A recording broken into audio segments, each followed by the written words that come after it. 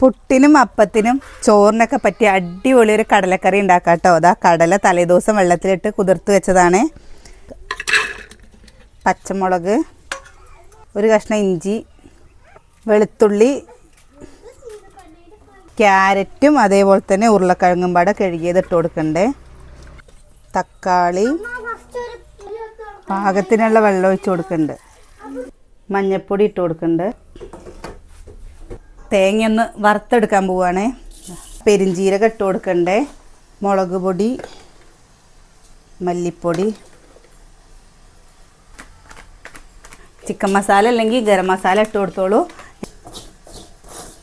വേവിച്ച് വെച്ച കടലയാണ് കേട്ടോ, അത് മിക്സിയുടെ ജാറിക്ക് ഇട്ട് കൊടുക്കണ്ടേ. വറുത്ത് വെച്ച തേങ്ങ, വെള്ളം ഒഴിച്ച് കൊടുക്കണ്ട കേട്ടോ. കുറച്ച് ഉപ്പിട്ട് കൊടുക്കണ്ട കേട്ടോ. അരപ്പ് ഒഴിച്ച് കൊടുക്കണ്ടേ.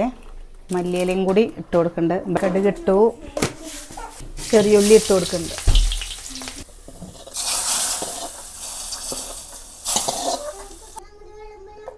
പുട്ടിന് കടലക്കറി അടിപൊളിയല്ലേ?